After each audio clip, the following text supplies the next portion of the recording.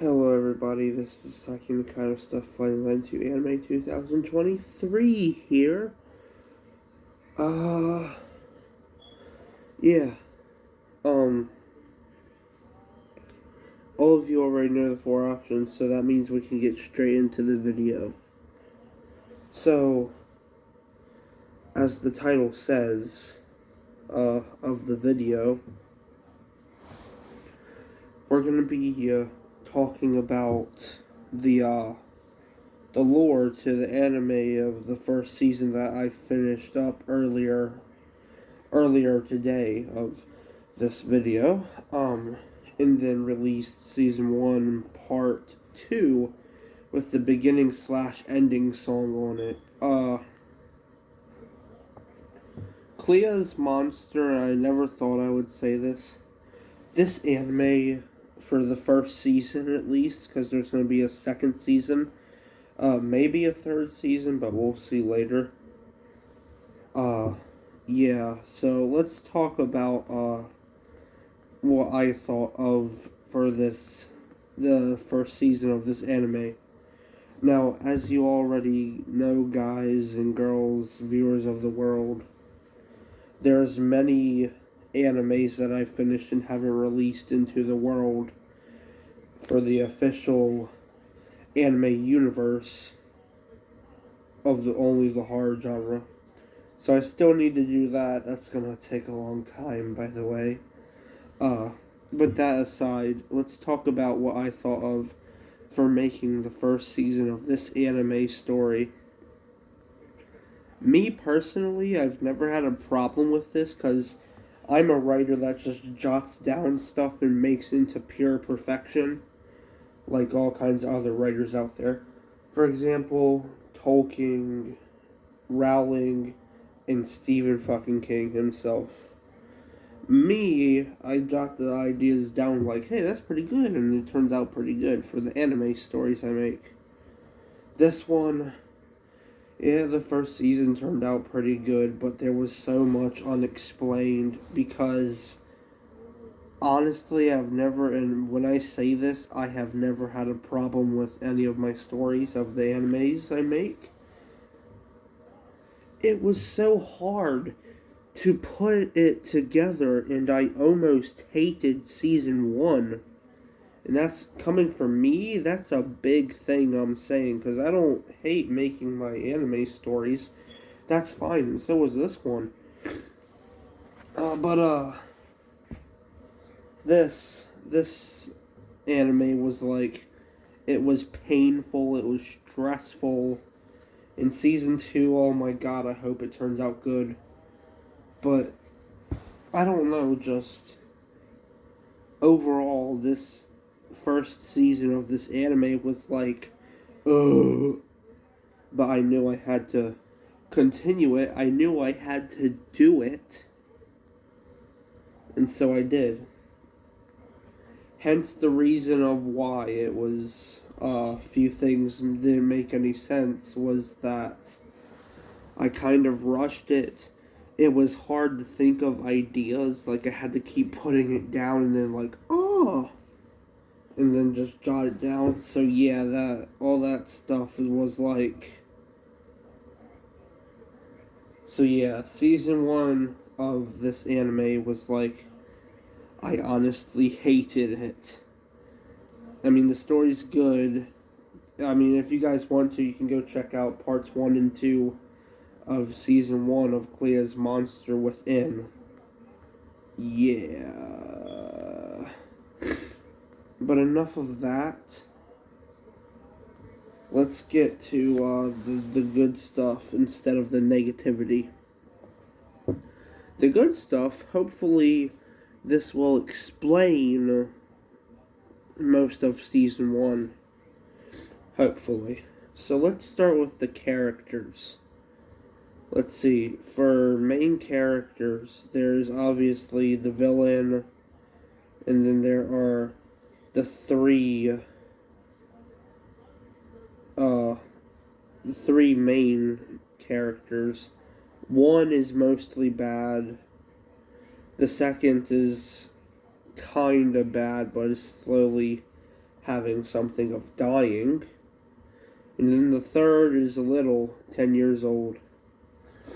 So, let's start with Clea herself, who, as you know, well, gets turned into a werewolf and obtains this power, and it just makes her evil all over. So, who was Clea before she became so evil? Well, I'll tell you. She's obviously she's a girl who did her daily stuff, chores, cleaning the house, and going off to a job at a convenience store, but then gets fired. And as of that, she went home one day. Her parents were gone, left a note saying that they didn't love her anymore because of how much she was failing in school. And so her parents, 2 days later after that note, died in a plane crash. Yeah, that's some deep shit. But Clea honestly didn't care. And as the anime starts with it saying how much she wants to die or whatever it says, that she wants someone to save her from her curse or whatever.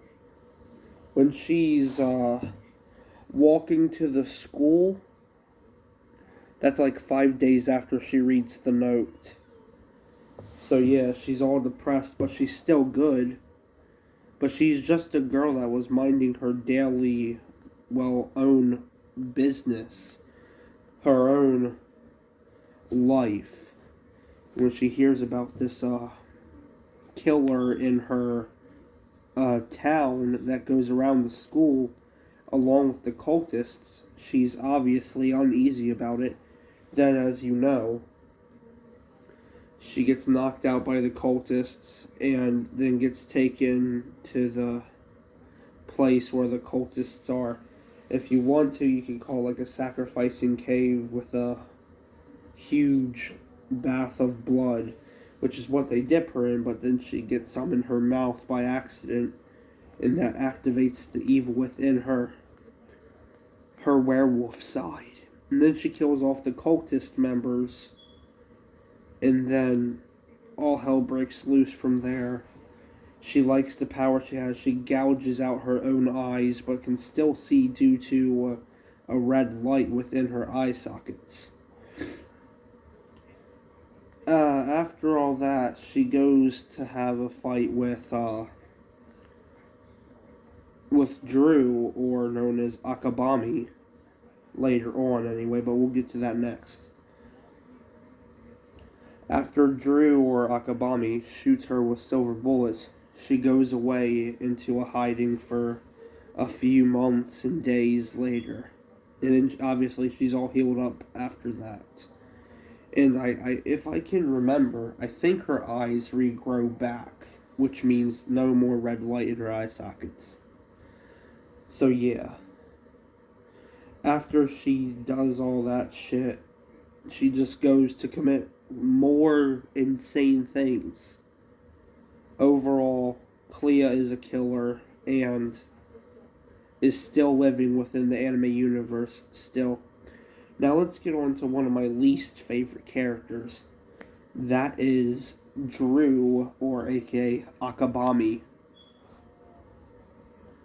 Obviously, we already know he killed, or thinks at the time in the anime thought he killed off Clea, but then noticed that, hey, I only shot her with silver bullets, she's not really dead yet. But that gave him a mind of thinking of what one of her weaknesses are. Yeah. Anyways, we're gonna skip to when he goes to his brother's house. After he asks if his brother was sad about their parents dying, he falls asleep and goes to this world, this golden upside down universe with a dead person that he can only communicate with at certain times in his soul, his body. We don't know how this came to be yet, Or, well, we actually do, because he was given a power that he really doesn't use yet by the dead girl that was within his body. And I'm gonna be real, I honestly forgot the dead girl's name, which is why I got the book right here. Let's see. Yeah, I'm just gonna pull this out right quick, guys. I'm gonna look some shit up. So stay with me. This honestly should take like 2 seconds.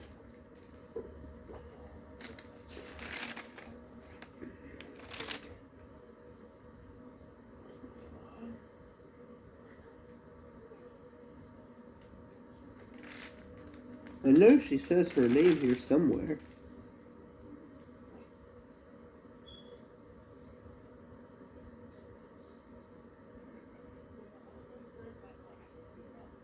Yeah, it says her name right here. Yeah, 14-year-old Jenny was killed by the cultist a long time ago, which obviously when when Andrew got so scared of thinking, hey, I'm gonna die, Clea's gonna kill me, she went inside his body and gave him the power.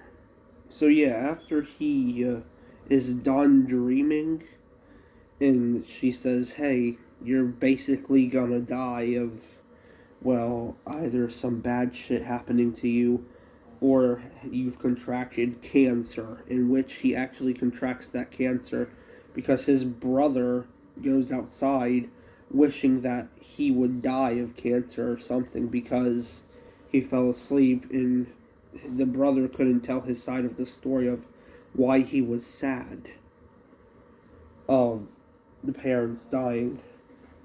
So yeah, that kind of turns the other brother evil. And so when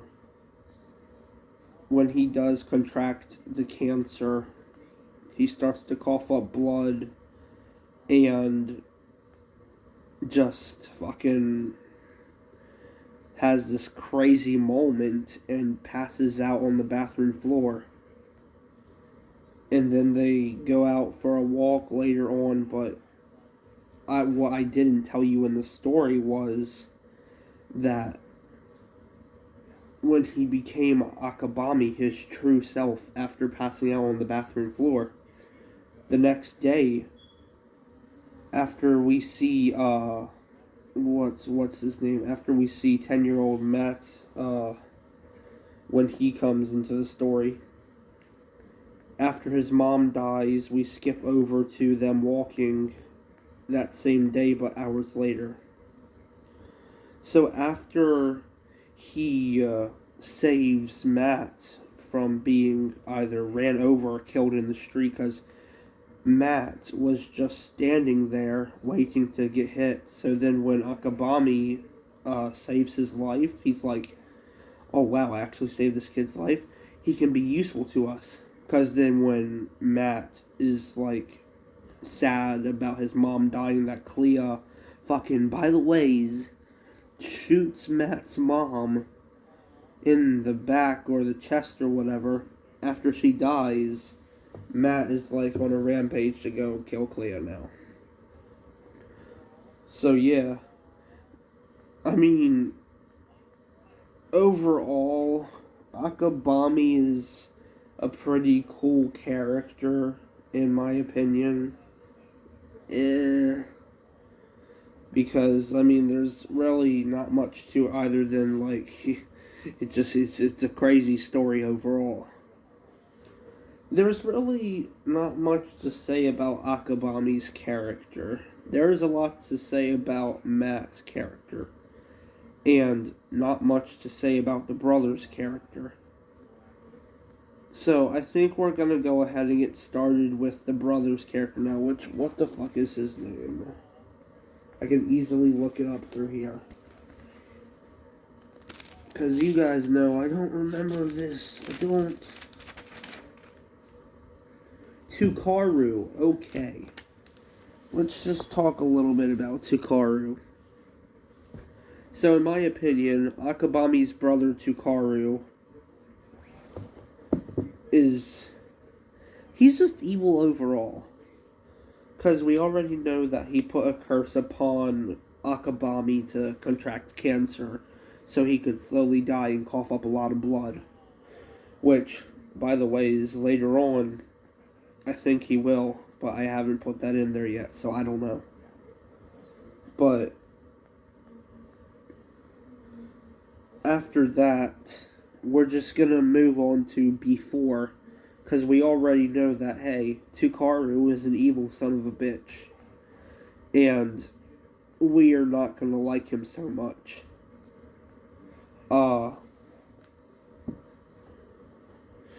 Tukaru basically is your average guy. Obviously, he has a brother, Akabami, and he was a businessman.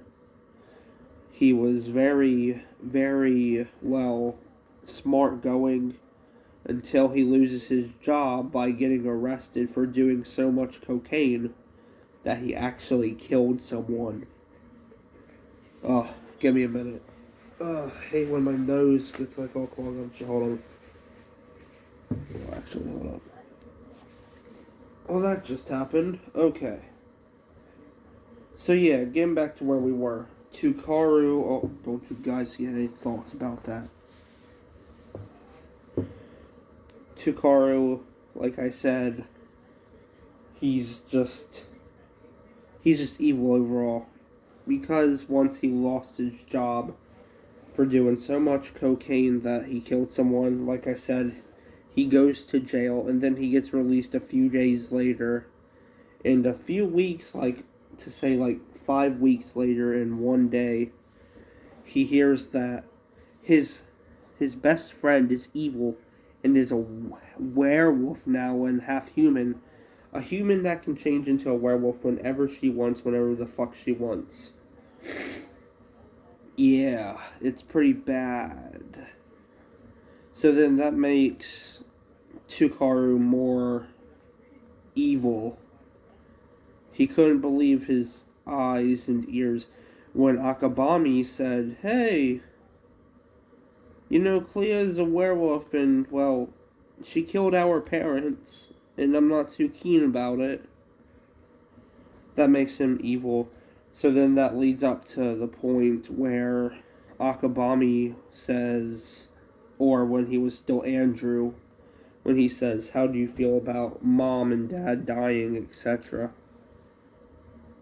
And then once Andrew cries himself to sleep and goes into the upside down golden world and starts that stuff, that's when Tukaru totally loses it because he loved his family. And he still kind of loves his brother, but not too much. So yeah, just because you got pissed off about your brother falling asleep, crying himself to sleep from sadness about your family dying, doesn't mean that you can't, like, upon a curse on someone.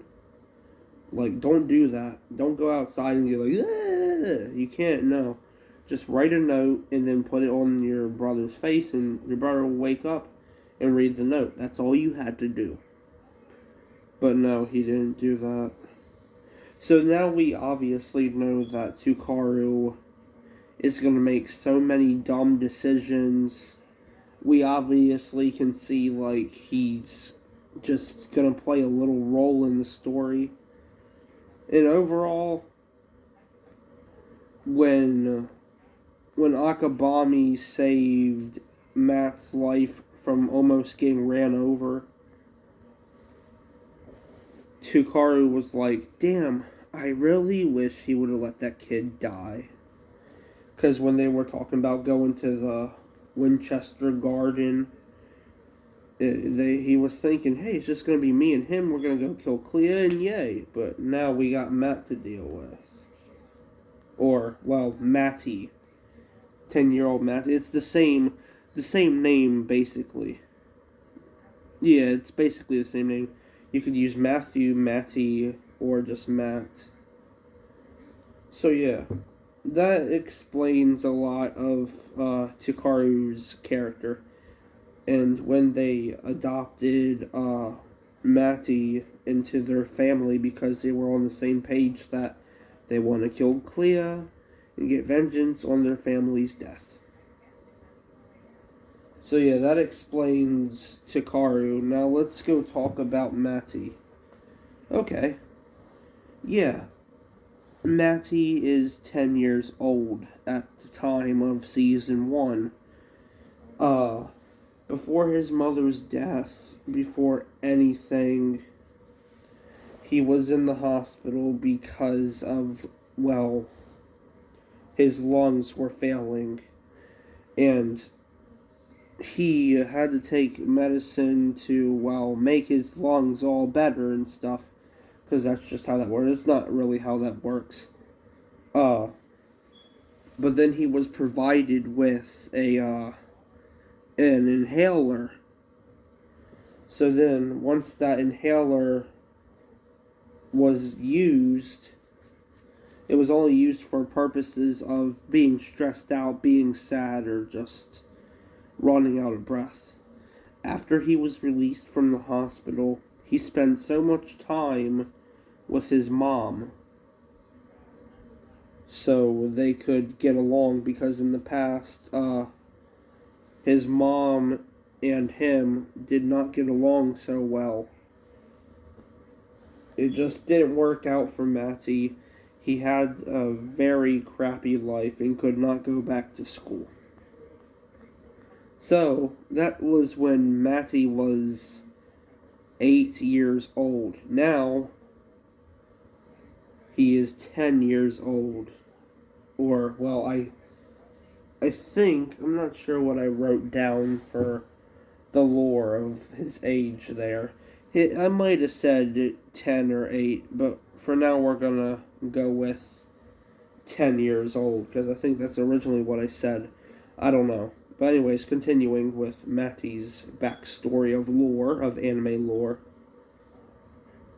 When he spent so much time with his mom, they went to a carnival a few days later after he got out of the hospital. They had a good time, and man, they were beat. So they were walking home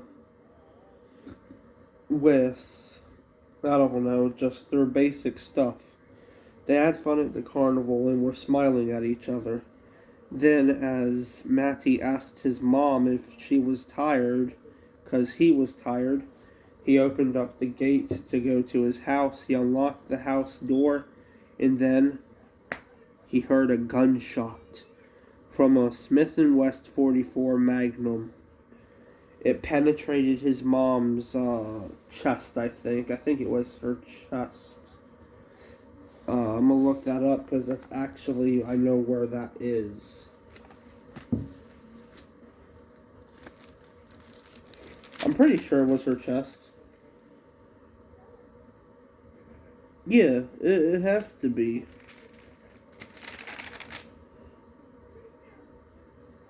Yeah, here we are.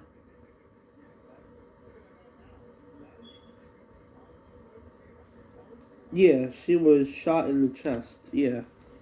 So then when Miss Winder was shot in the chest, she fell down, and then as Matty saw his mom fall down, he turned around, dropped the house keys, and ran to his mom kneeling down. And he was quite sad about it. He was crying, saying that he didn't want his mom to leave him. But then after that, he heard her say, "I'm glad you were a good son and that I love you." And then his mom dies on the sidewalk of their house. And then, as Matty stood up with, like, such hatred, he memorized Clea's face, and then after that went inside the house and saw on the news that a killer was on the loose and could, well, do many things. He didn't know that she could turn into a werewolf yet, anyway. but he saw that the name was Clea, and then after he memorized the face, hours later, after he grabbed his inhaler and things that he needed, he basically abandoned his house. And then, after running out of so much stamina, he inhaled some air. I think it's air from his inhaler. Anyways, he used his inhaler and then just stood in the road wanting to die. That's when Akabami and Tukaru come to save him, or well, Akabami saves him anyway. And then, of course, Akabami asks why he wanted to die. He explains why he wanted to die, so he could see his mom again. But then, after he basically says that he's on a mission or an objective to kill Clea because of his mom dying, that's when Akabami says, well, welcome to the family, because we basically lost our mom too and we're on the same page. And then when they stand up, Tukaru and Akabami walk, as Akabami's saying, now let's go kill this werewolf bitch, or something along them lines. That is when Matty is stunned by the words werewolf. He didn't know she could turn into a werewolf, so then he's freaking out hours later after being an adopted brother into their family. After they make it to a campsite in the middle of nowhere, by the way, Akabami and Tukaru are asleep in the tent with the light on still and the tent unzipped. After Matty goes out of the tent to use the bathroom, he uses his inhaler, and then after using it like too much, he drops on the ground, which makes a weird effect. And he hallucinates, or is imagining, that his eyes are gone and his mouth is sewed up shut with stitches. And then after that effect is gone, after his eyes are like all done getting blurred or whatever, he feels on his face that it was all a hallucination. His eyes are still there and his mouth is not sewed up shut with stitches.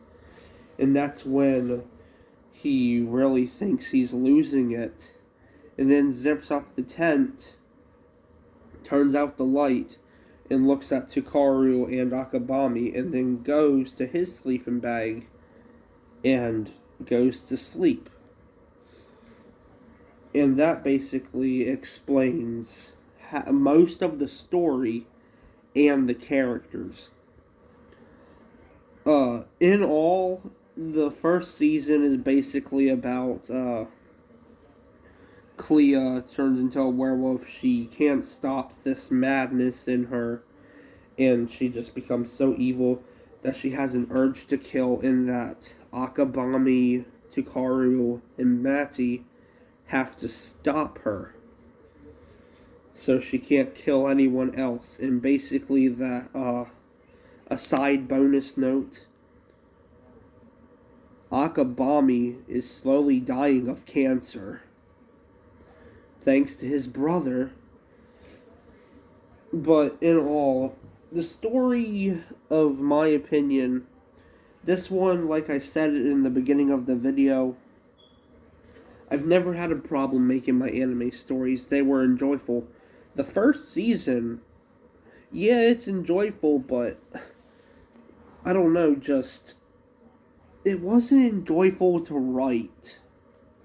So I honestly hope this lore video, I think this is my first anime lore video of my anime stories that I release out into the world, so they can be official anime stories, but only in the horror genre of the anime universe. I really hope that this anime lore video explained a lot of Season 1. I'm sorry if it didn't. This is as much as I'm giving to you viewers. Not to be rude or anything, because I don't mean to be rude. But this is as much lore that you're getting from this story so far. Other than that, This has been Saki Nakayo, Stuff of Funny Lens You Anime 2023 here. And I'll see all of you in the next video. Peace out, viewers. Stay safe out there. Have a good night, evening, or morning. And bye-bye.